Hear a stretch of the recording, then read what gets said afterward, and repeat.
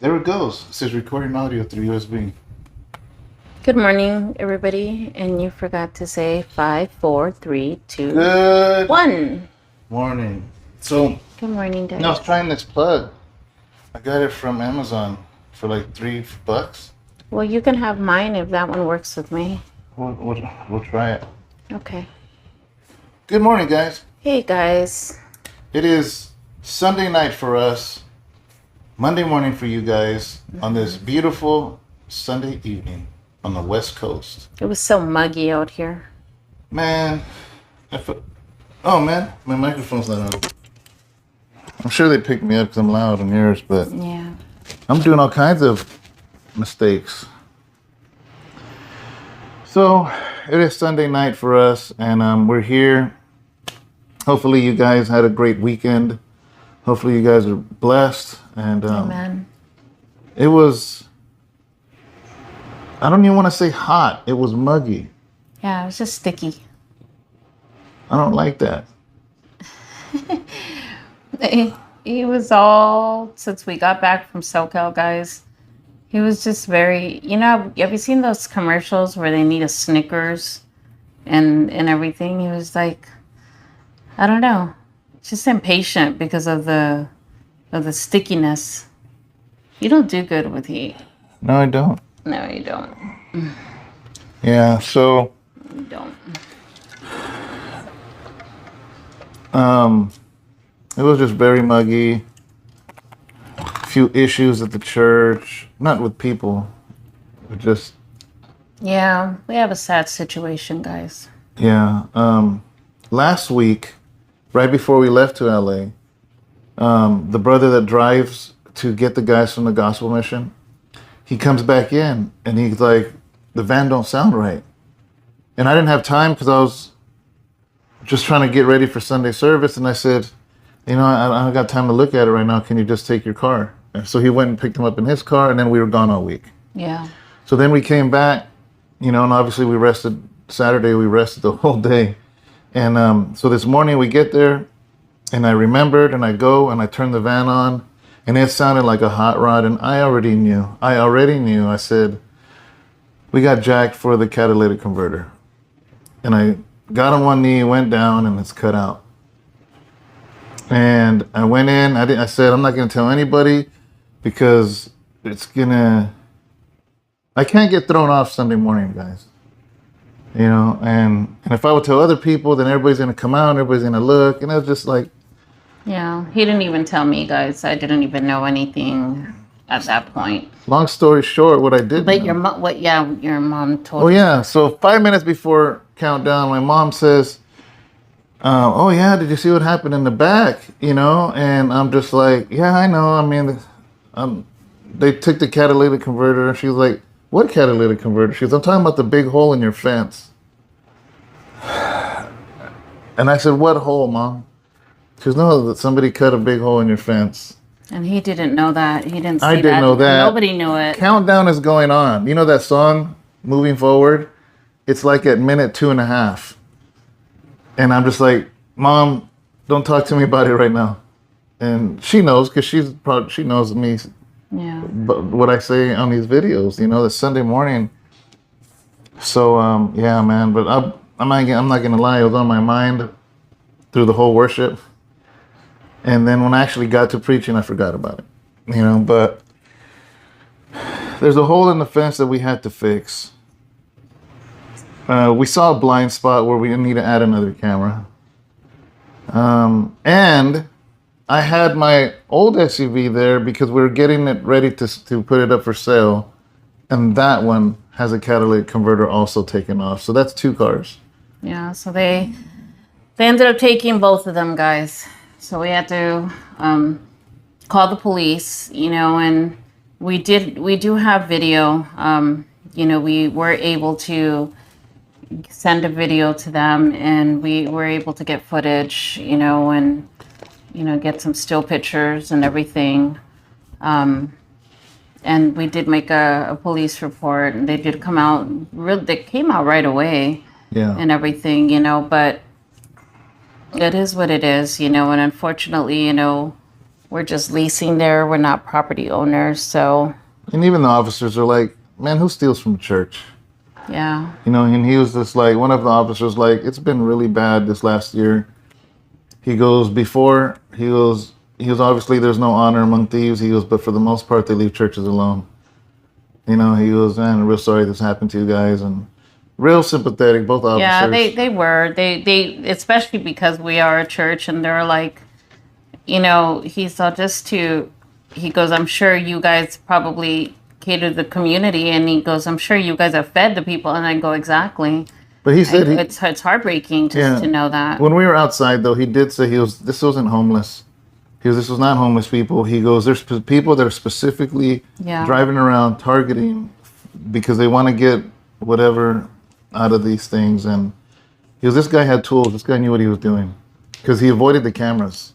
Yeah. You know, he did anyways, that ain't going to be a problem anymore this week because we're going to get another camera in that blind spot. But anyways, so that was our Sunday, you know, and so Abraham, we went to Home Depot, got what we needed to do. Abraham fixed the fence, and for now, you know, but yeah, it just, man, not fun. It's just sad, you know. Yeah. It's just, you know, but it was just funny. I was like, man, you know, I was like, well, hopefully that person has a bad day, you know, but you know, it just, I was like, Lord, you know, I hope you touch that person's heart, you know. Yeah, even the officer was like trying to give us ideas. He goes, man, you can't tell it's a church from the back. He goes, believe it or not, he goes, you should put that it's a church back here. Put a sign, put something. He goes, because you might get that person. He goes, we deal with all kinds of people and thieves. He goes, and many of them actually won't steal from a church because it's the old church. He said, churches are the only ones that take care of the people on the streets right now. Yeah. Because the city don't. Yeah. He goes, so put a sign back here. He goes, you never know. He goes, it won't hurt to put a sign.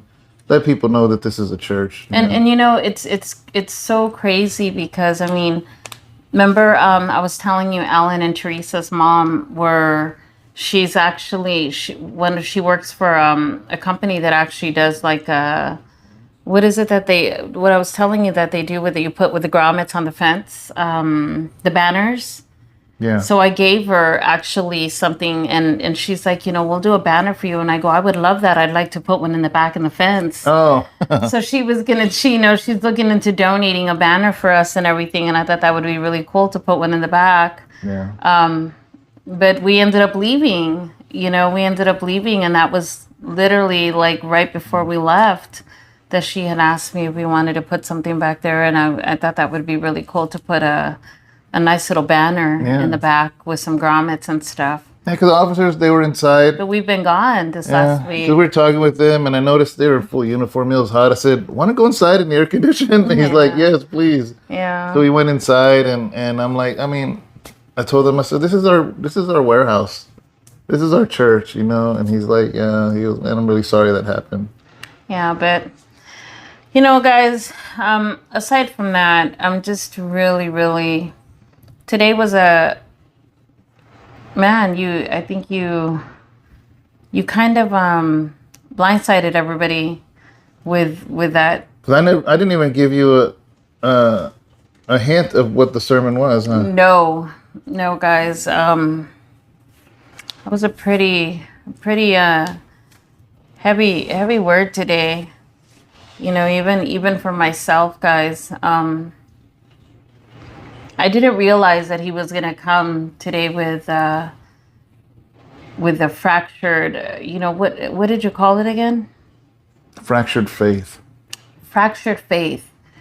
And you know, the moment I thought about it, I was like, oh, okay, you know. And when I first, you know, heard it, I was like, because you saw the flyer. Yeah, I saw the flyer. And you're like, that's a nice picture you used. Yeah, and then I was just like, fractured faith, okay, you know, a person who doesn't have much faith and everything, because a lot of people, you know, but man, you took it somewhere else, and it literally just chiseled at me, and I was like, whoa, because a lot of the times,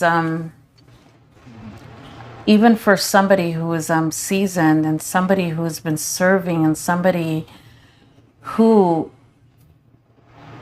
can just sit there for the longest time and doesn't even realize it, can be in and out of serving, been just faithfully and all of that, not realize that you can be fractured. And it just really, really moved me, because I was like, oh my God, Lord, I'm fractured in this area, and I hadn't even realized it, Yeah.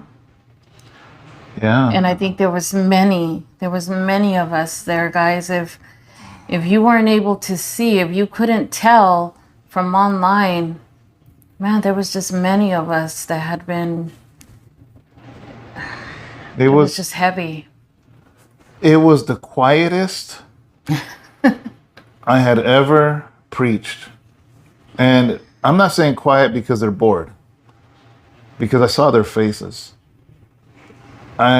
Everybody was sucked in, and I think reliving things in their head. I could see it. I could see it in the faces, that it just had everybody in the zone. Yeah. It was so quiet, and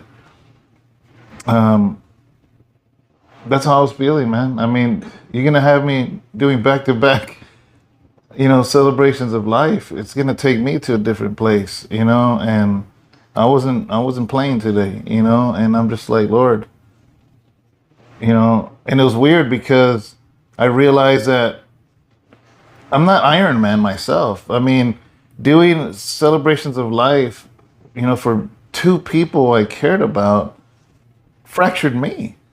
Yeah. And just to be able to admit that. And I love the fact that I found comfort that the father in the story had no issue telling Jesus to his faith, I believe, but help me in my unbelief. Yeah. Like, he was open. He's like, I'm sure the man was like, it sucks to admit to Jesus, like, man, you know what? I'm not 100% solid right now. Yeah. And I think that was a beautiful display of grace that Jesus shown. He didn't condemn him for it. Yeah. It's like, Lord, I don't know how to get through this. It's like, I think sometimes we're so afraid. We're so afraid to admit to people that we have these wounds, and we let the wounds heal. But the thing is that we truly didn't take care of the wounds the way we didn't really take care of the wounds the way they should have been cared for. So it's like they heal the wrong way. Yeah, which is a fracture. And if you let it set wrong. Yes, and if it's set wrong, then it does become a fracture.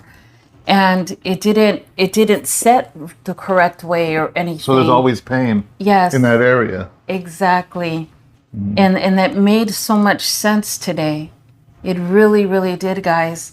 The perspective and everything, it just made so much sense. Were you like, what the heck? I was like, oh my God, like, because I felt like, oh my God, this is me in some areas, and especially when you talked about, like, you come in and you carry it well. We try to carry it so well. We hide it so well. And it's because we have to sometimes. Yeah. Sometimes we're put in a position to carry it so well and hide it so well. And I believe that sometimes we have to. Yeah. And you too. I mean, I see you. I see the things that we have to do sometimes. I see you in your little office in there, and as you're doing the videos, as we're putting things together for, memorials. This isn't the only one that we've done. We've done many. Yeah. And there's times when we've sat in there and we've cried on our own. There's been times that we've put these collages together and we've cried before the memorial, and it hasn't been easy. So it's like by the time the memorial happens or the celebration of life, you're like, oh man, look at Pastor, he's strong. No, but we've And already you have no mourned. idea that I had already poured out. Yeah, we've already cried, and we've already allowed ourselves those moments to just, cry on each other's shoulder, and nobody knows that. And people think that, how do they keep it together? You guys don't even realize. You don't know.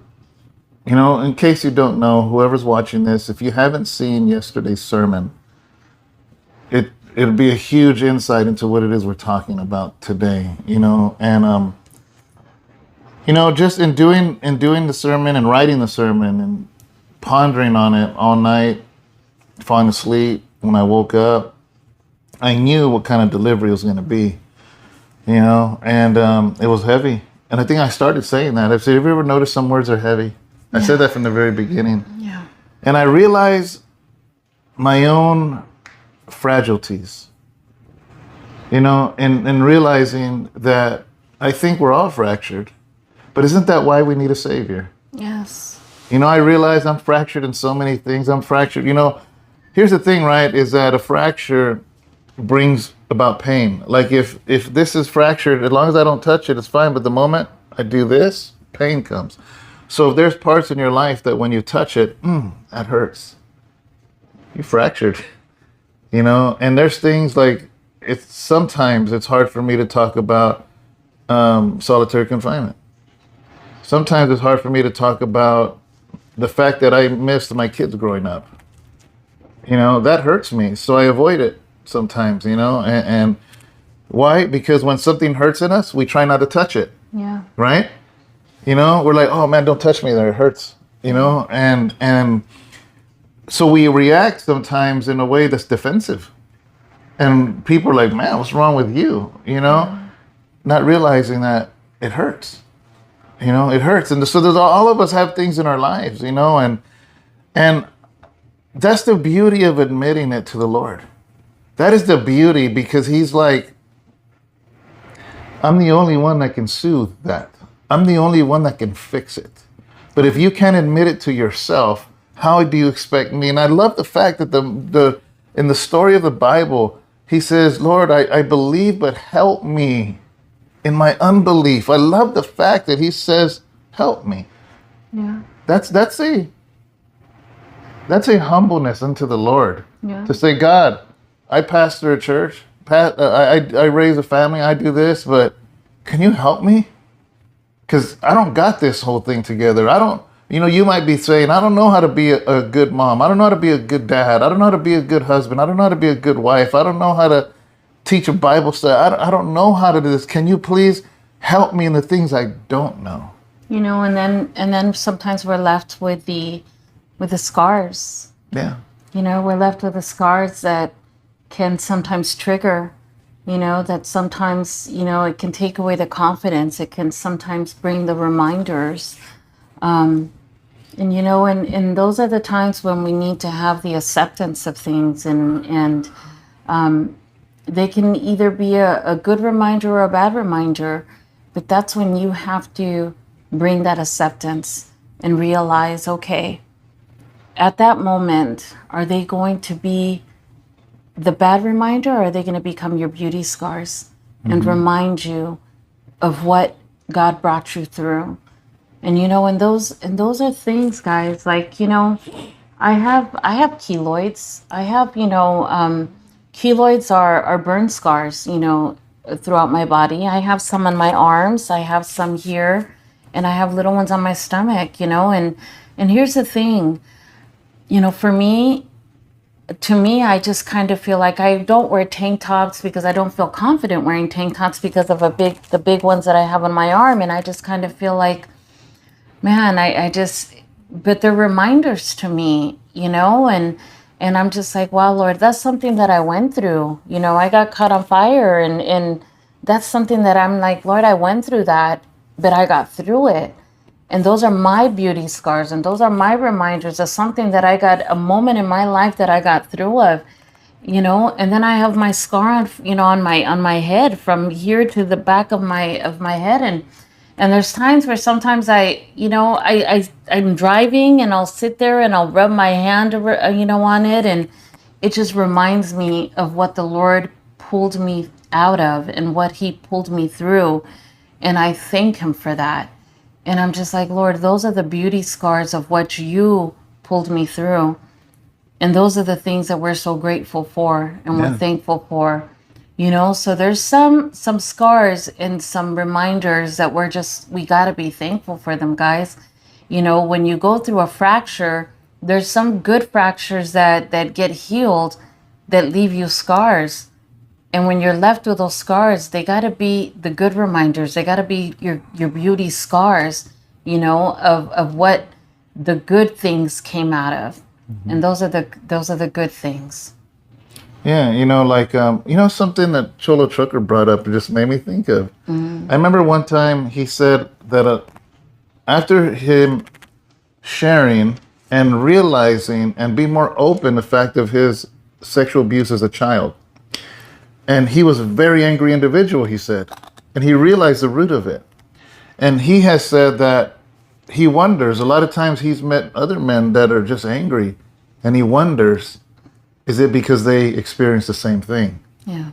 Because there's trauma, and where there's trauma, there's fractures, and where there's fracture, there's pain. Yeah. So, you know, it to me, it fits, you know, like that. And man, you know, another thing I thought of, I didn't bring up in the service, was that the reason they need to set your bone right away is because your bones try to fix themselves. And they send extra calciums and stuff. It'll grow wrong. Yeah, it'll grow wrong. But what's interesting is that when you do set it, your bones have something within them that has this calcium stuff that actually makes that part stronger than it was before. Yeah. So if it's set wrong, if something causes you pain in your life and it's never set right, it becomes harder than it was before. That's why people become calloused. Yeah. But when you allow the Lord to set it right, it becomes stronger. You will be able to withstand that storm better the next time, the next go around, the next season, you know. But and if not, it needs to be removed. Yeah. If it's just dead, it needs to be removed. Abraham remember, he had dead bone. Yeah. And it got removed. You know, that's right. Abraham, guys. We didn't know that Abraham was born with a rare bone disease, guys, and we didn't know that until he was pretty much almost 16. When did he have that surgery? 16, 15, 16, right? I think like 15. Yeah. So guys, they started to notice that one of Abraham's hands, was it his left or his right, babe? I have the x-rays on this one. Yeah. Maybe I'll put them on. Yeah, you guys got to see his hand was it his right? I don't know which hand. But either way, the bone was growing, so it was bending his hand like this. Yeah, so... And it was more and more, until we didn't notice, so he would stick his hands out like this, and it would be like he couldn't straighten it out, and the bone kept growing. So he no longer... But it's weird, it was growing, but yet it was dead. I don't understand. So he had dead bone in his hand, so he can no longer completely close his hand, and he can no longer straighten it or bend it anymore. And it got to a point where he would go to football and everything, and they'd tell him to do push-ups or certain exercise, and he'd get yelled at, and he'd be like, you got to do it. And he's all like, I can't bend my hand. And that's when we started to notice that it was becoming... the push-up, your hand is his, And we noticed that this is a problem. And he was, getting sent out of the class and this and that because he couldn't do certain things for even PE. So we went to the doctors, and they did the x-rays, and they said, he has a rare bone disease and we need to take care of it. So we're going to have to start removing all the dead bone. But what we're going to do is fuse it and leave some of it in there, because if we take it all out, then that means his whole we're just gonna, right now we can't put a mechanical hand in him because it's still not, I guess technology is not up to par yet for us to put a full, mechanical hand. So they ended up putting a metal plate and they put 7 screws, right? And they fused all the bones together. Yeah, and Because they said without doing that, his hand would fall apart. Yeah, completely. Inside. Yeah. So, because I guess this bone here is the one that kind of holds them all together. Yeah, so they left a little bit of the dead bone in there, guys, and he has a metal plate in there, and he has screws. And, they told him that he was never going to be able to regain much of his hand use anymore, guys, but he literally started to, God is so good, guys. You guys see Abraham, you guys see all that he does, and he's been able to work. He never accepted the fact because, they were going to put him on disability for life. And he's like, I'm not disabled. He goes, I'm not going to receive that.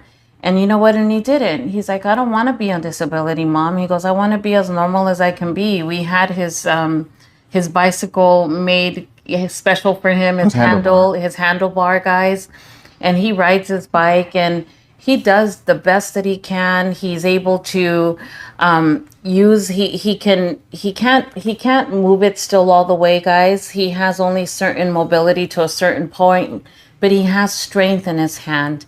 And you guys see what he does, guys. He does construction stuff, he carries stuff, and he does a lot. And God has been really good. But you know what? He doesn't act fractured. Yeah. So to bring that full around is that the dead bone had to be taken out, things had to be fused. That God, regardless of how much you're fractured, somehow, some way, God will make it right. Yes. In a sense where you will become strong again. Yes. And maybe you're not 100% in the way you thought you could be. And maybe, you'll need grace in those things. But nevertheless, he will come and fix things. And a lot of times people think like, well, I thought God heals completely. Here's the thing, right? Sometimes, a perfect example, real quick, I'll do this in 1 minute, maybe less. I had a friend that got sick in prison. And I can't remember what the disease was, but it's not really important. But basically it attacked his body, attacked his spine. And it created holes in his spine. And he was walking around. He was actually my weight pal partner. And by default of his blood, they said he should be in a coma. And he's like, man, God healed me. God healed me. And even there, like x-rays show all these holes in your spine. Your spine should be collapsed. And he's like, well, that's fine. I'm going to go to the weight pile now. You guys done? I don't receive what you say. He'd say that. I don't receive what you have to say. I receive what the Lord tells me.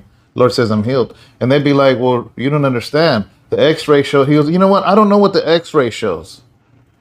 So what my point is is that even though the x-rays didn't show a healed spine, they said he should have been in a coma with a collapsed spine. And he's in the weight pile every day with me, guys. Because he's like, I ain't receiving that. They made him carry a walker around because they said that he should be collapsed. And he refused. He refused to be in a wheelchair. He's like, for what? I'm strong. So they made him carry a walker. They would write him up without it if he didn't have it because they didn't want to be liable. Wow, in case he fell or collapsed. Yeah, like the ones that turns into a seat? Yeah. And he'd be like, whatever, man, this is my little Bible study chair, and he'll just walk around the prison like the healthiest man in the whole yard with a walker. Wow. 'Cause I remember the first time, I'm like, after I got to know him, can I borrow your chair? Yeah, and I was just like, can I ask you something, brother?